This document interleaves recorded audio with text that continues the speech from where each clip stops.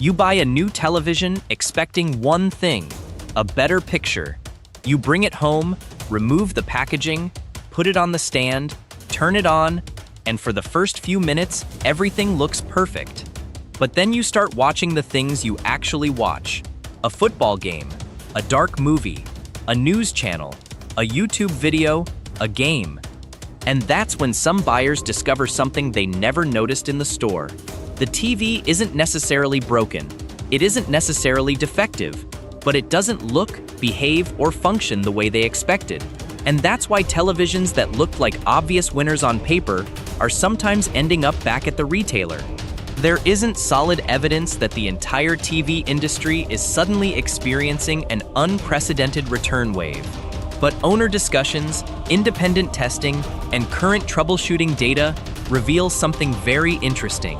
Buyers are discovering the real weaknesses of their televisions only after they put them in their homes. And some of those discoveries happen surprisingly fast. The first problem appears before you even watch anything. One of the first things a buyer should inspect isn't the picture quality. It's the physical condition of the panel. A television can leave a factory perfectly fine, then get handled by multiple warehouses, delivery trucks, stores, and installers before reaching your living room. And a giant, extremely thin glass panel isn't exactly designed to be treated like a brick. You can have a cracked corner, pressure damage, a damaged frame, a panel that's slightly bent, or a screen that appears normal until it displays a certain color. That's why the first inspection shouldn't be, how good is the HDR? It should be, did this television arrive in perfect condition? And don't throw away the packaging immediately. If something is seriously wrong, that box may become very important when you're dealing with a return or exchange. Then comes the pixel check. Here's another reason people return new TVs. A single pixel. You might spend thousands of dollars on a television and notice one tiny point that doesn't look right. Maybe it's always black. Maybe it stays red. Maybe it stays green. Maybe it remains blue. Or maybe it only becomes obvious on a specific background. The problem is that buyers often don't discover this during normal viewing. They discover it because they're sitting close to the television during setup. And once you know where the pixel is, you can never stop looking at it. Current TV troubleshooting guidance specifically recommends checking new televisions for stuck pixels and other screen abnormalities during the return period. That timing matters. A problem discovered on day 2 is very different from the same problem discovered 6 months later. But don't return a TV too quickly because of uniformity. This is where things get complicated. You turn on a brand new television. You display a gray screen. And suddenly you notice vertical bands, cloudy patches, uneven areas, maybe darker sections. You think, there's something wrong with this TV. Sometimes there is, but some new panels can change slightly during their initial operating period. RTI Zines notes that certain noticeable uniformity issues can change during the first 100 to 200 hours, particularly with some OLED panels. So the smartest approach isn't necessarily return immediately. It's document what you're seeing, give the panel reasonable time to stabilize, and keep yourself inside the return window. That's a very different strategy. You're not blindly accepting the problem. You're giving yourself enough information to decide whether the panel is actually acceptable. The gray screen test is exposing problems buyers never saw in the store. This is one of the biggest reasons owners talk about the so-called panel lottery. 2 people can buy the same television, same model, same size, same retailer, same technology, and one panel can look noticeably cleaner than the other. Gray uniformity is particularly revealing. A large gray area can expose variations that disappear during colorful movie scenes. And this matters enormously for sports, because a football field, hockey rink, soccer pitch, or basketball court can contain huge areas of similar color. If the panel has unevenness, camera pans can reveal it. Suddenly the buyer realizes, I didn't notice this during the store demo. Of course you didn't. You probably weren't watching a slow camera pan across a giant gray-green field in a dark room. You were watching a spectacular HDR demo. That's a completely different test. And then there is the return trigger nobody expects. Sometimes the picture isn't the reason. The television is simply frustrating to use.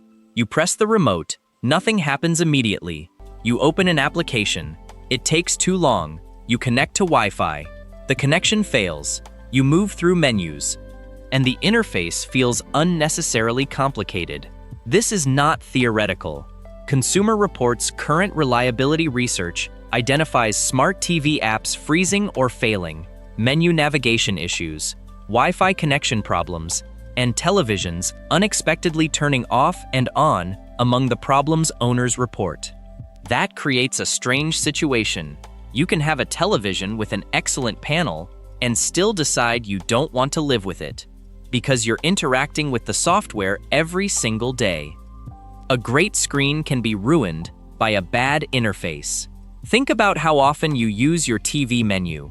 You may not think about it when shopping, but after several weeks, you might use it dozens of times, changing inputs, opening apps, adjusting settings, switching between game mode and movie mode, connecting Bluetooth devices, checking network settings, searching for content. If all of that feels slow or confusing, the television can become irritating. And that's why a return doesn't always mean the picture was bad. Sometimes it means, I don't enjoy using this thing. That's an entirely different problem. Buyers are also discovering their TV is the wrong size. This one sounds obvious, but it's surprisingly common. A television can look perfectly reasonable in a giant warehouse, then enormous when you put it inside an ordinary room. The problem isn't necessarily that the TV is too large. The problem is that the room changes your perception of it. And bigger screens also make weaknesses in the source material easier to notice. A low-quality stream that looked acceptable on a smaller screen may look much worse when stretched across a huge panel. You might notice compression, soft edges, banding, noise, poor upscaling, and motion artifacts. Suddenly the buyer says, "This TV looks worse than my old one, but the television may actually be better." It's simply exposing weaknesses that were less obvious before. Then, buyers discover the difference between 4K and good content. This is another major misunderstanding. A 4K television doesn't turn everything into high-quality 4K material. If the source is heavily compressed, the TV still has to work with that source. And if the broadcast is low resolution, the television has to reconstruct missing information. That's where processing becomes extremely important. Two televisions with the same resolution can produce noticeably different results with low-quality content. One can make compressed material look relatively clean. Another can make every weakness obvious. That's why some buyers return a TV after realizing, "My movies look fantastic, but my regular cable looks terrible." They weren't necessarily sold a bad television. They bought a television optimized for a type of content they don't actually watch most of the time. Then, there is the problem of reflections. This is one of the most frustrating discoveries because you can't see it properly in many stores. Imagine buying a premium television. You mount it directly across from a large window. During the day, you can see the window reflected in the screen. At night, a lamp appears in the middle of your favorite movie. Suddenly, the television doesn't look premium anymore. It looks like a mirror. This is why reflection handling matters so much. Some televisions use specialized coatings to reduce reflections. Samsung's 2026 Frame Pro, for example, uses a matte anti-reflective coating as part of its design. But even anti-reflective treatments involve trade-offs. The important point is simple. A television that looks fantastic in a dark showroom can be the wrong television for a bright living room. And the opposite problem happens at night. During the day, the television looks excellent. Then the lights go off. You start a dark movie, and suddenly you see something you didn't notice before. Clouding, flashlighting, uneven blacks, or halos around bright objects. Black uniformity is specifically important when watching dark scenes in a dark room, and modern testing measures these effects separately because they can dramatically change how a TV looks in real movie-watching conditions.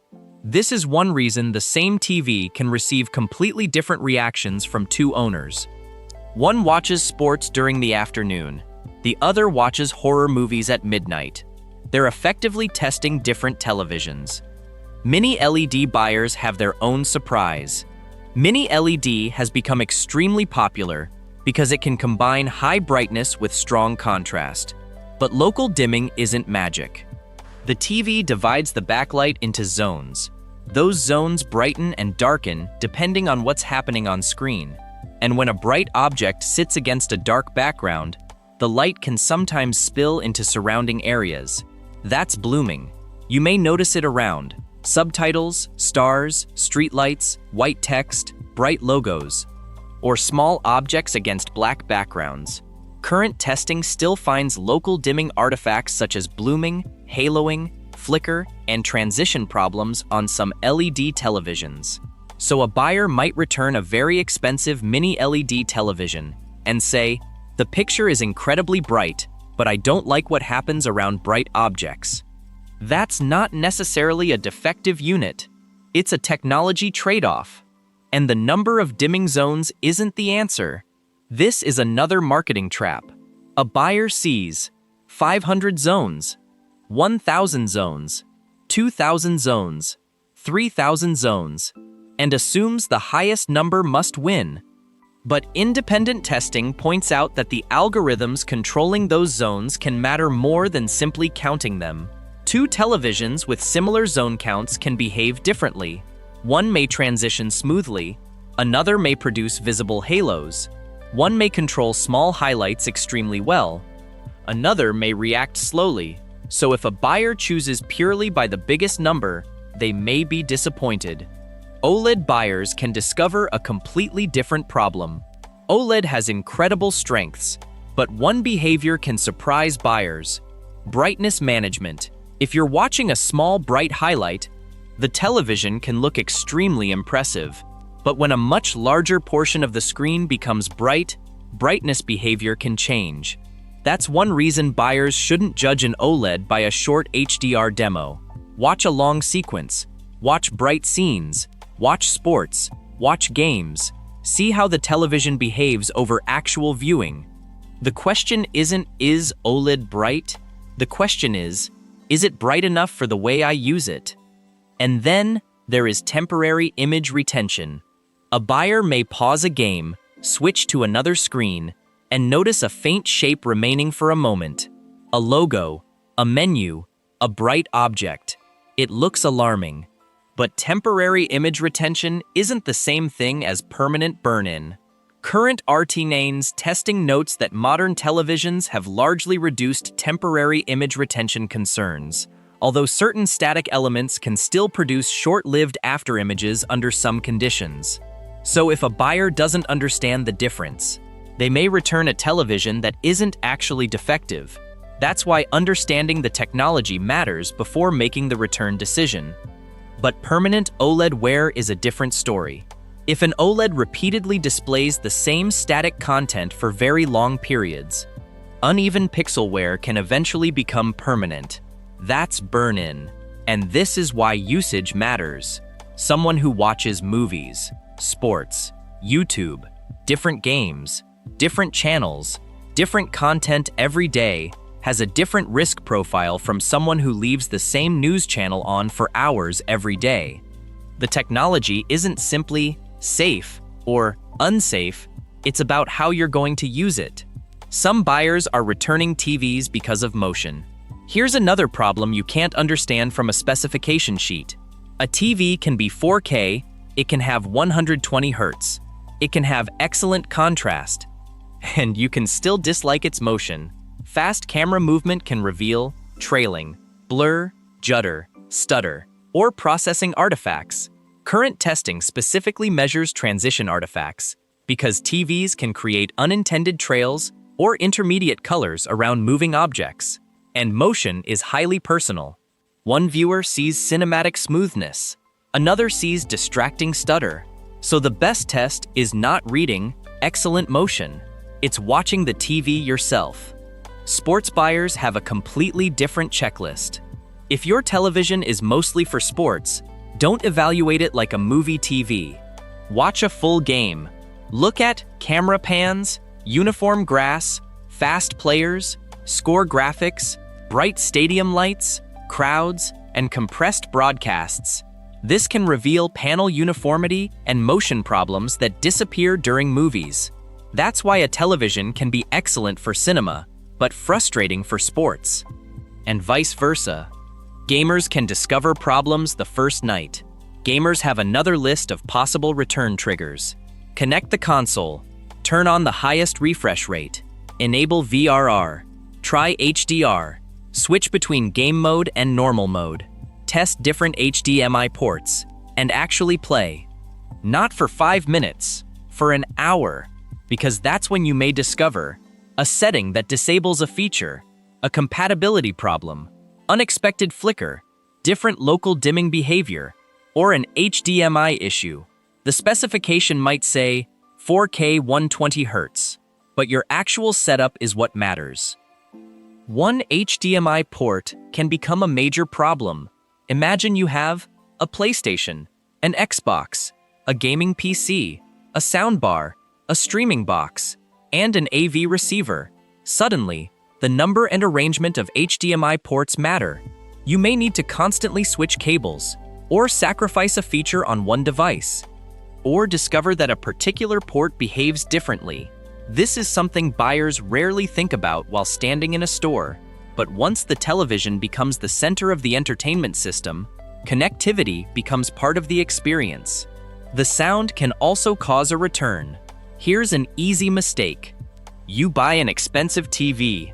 The picture is incredible.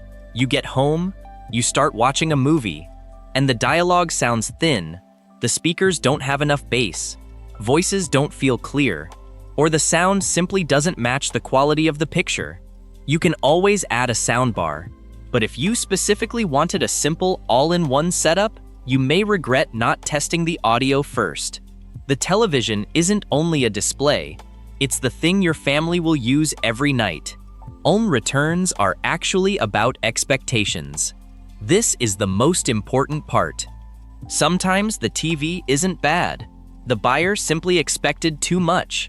They saw OLED, 4K, HDR, 120 Hz, mini LED, AI processing, quantum dots, thousands of dimming zones, and assumed everything will be perfect. But every technology has compromises. OLED has different brightness behavior. Mini LED can have blooming. LCD panels can have uniformity variation. Glossy screens can reflect. Matte screens have their own visual characteristics. Smart platforms can frustrate. Large screens expose poor source material. And expensive televisions can still have individual panel variation. The mistake is expecting a TV with zero compromises. That television doesn't exist. The most important discovery happens when you compare the TV to your room. Here's a better way to shop. Don't ask, "What's the best TV?" Ask, "What is the best TV for my room?" If your room is bright, reflection handling matters. If your room is dark, black uniformity matters more. If you watch sports, and motion and gray uniformity matter. If you game, HDMI, VRR, input lag and motion matter. If you watch cable, processing and upscaling matter. If you watch movies, contrast, black levels and local dimming matter. If you sit around a wide sofa, if viewing angle matters. The best TV changes depending on the situation. This is why a return doesn't mean the TV was bad. This distinction is important. A customer returns a television. That doesn't automatically mean the brand is terrible, the model is defective, the technology failed, or the manufacturer lied. Sometimes the television simply doesn't match the buyer, and that's why owner reviews can be misleading if you read them without context. One person says, "Best TV I've ever owned." Another says, "Returned after 2 days." Both may be completely honest. They may simply have different rooms, different eyes, different content, and different expectations. But repeated complaints are worth investigating. Now here's where owner feedback becomes genuinely useful. One complaint could be a defective unit. 10 identical complaints? Pay attention. Hundreds of owners describing the same behavior? Investigate further. For example, current Reddit discussions include owners reporting repeated uniformity problems and multiple exchanges on particular television models. One 2026 TCL owner described returning the same model 3 times because of visible vertical uniformity issues. That does not prove every unit has the same defect. Reddit is self-selecting. People with problems are more likely to post, but repeated reports can tell you what to test before your return window closes. That's the correct way to use owner reviews. The return window is actually your testing period. Most buyers treat the return window like paperwork. It isn't. It's your real-world testing period. You have the television in your own room, your own lighting, your own devices, your own internet connection, your own content, and your own eyes. That is more valuable than any store demonstration. So don't spend the first week watching only one movie. Test everything. Day 1. Inspect the panel check. Dead pixels, stuck pixels, physical damage, uniformity, lines, flickering, and obvious screen defects. Document anything unusual. Take photographs. Don't assume you'll remember what you saw. Day 2. Test your worst viewing conditions. If you watch movies at night, test at night. If you watch during the day, test during daylight. If your room has windows, open the curtains. Don't optimize the environment to make the television look good. Test the environment you actually live in. Day 3. Test your most important content. Sports fan? Watch sports. Gamer? Play games. Movie lover? Watch dark movies. Cable viewer? Watch cable. YouTube user? Watch YouTube. The television should be evaluated according to the job you bought it to perform. Day 4. Connect everything. Connect every important device. Console, soundbar, streaming box, PC, receiver, then test them. Don't wait until 2 months later to discover that your preferred setup doesn't work the way you expected. Day 5. Stop looking at specifications. By this point, you should know whether you actually enjoy the TV. Forget 2000 nits. 1,500 zones, 144 Hz, AI, quantum dots, and marketing language. Sit down, watch television, ask yourself, do I enjoy this picture? That's the test that matters. Day 6. Check the software, open every service you use. Test Wi-Fi, try the remote, change inputs, open settings, search for content, restart the TV. See how quickly everything responds. If the software irritates you now, it probably won't magically become your favorite part of the television later. Day 7. Make the hard decision now. Ask yourself one question. If this TV cost exactly the same as every other TV, would I still choose this one? If the answer is yes, keep it. If the answer is no, find out why. Maybe it's reflections. Maybe it's motion, maybe it's uniformity, maybe it's software, maybe it's size, maybe it's simply the wrong technology for your room. And if the problem is significant enough, use the return window. The biggest mistake is keeping a TV you already know you don't like. Buyers often talk themselves into keeping a television. They say, maybe I'll get used to it. Maybe the next firmware update will fix it. Maybe the uniformity will improve.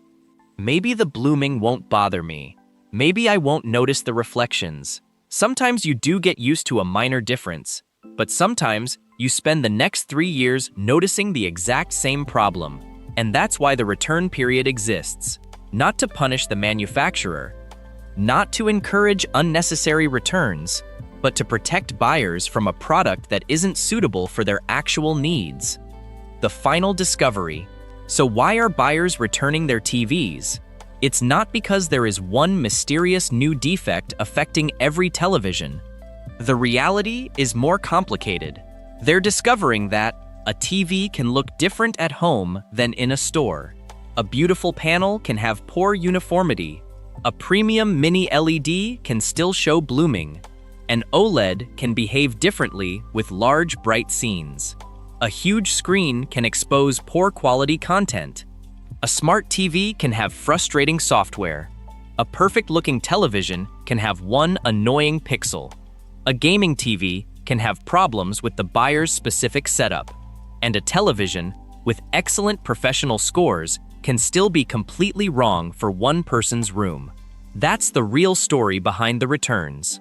Buyers aren't necessarily discovering that today's TVs are bad. They're discovering that today's TVs are specialized. The perfect television for a bright living room isn't necessarily the perfect television for a dark home theater. The best sports TV isn't necessarily the best movie TV. The best gaming TV isn't necessarily the best family room TV.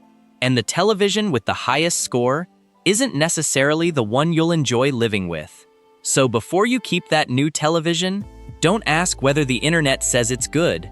Don't ask whether the box says it's premium.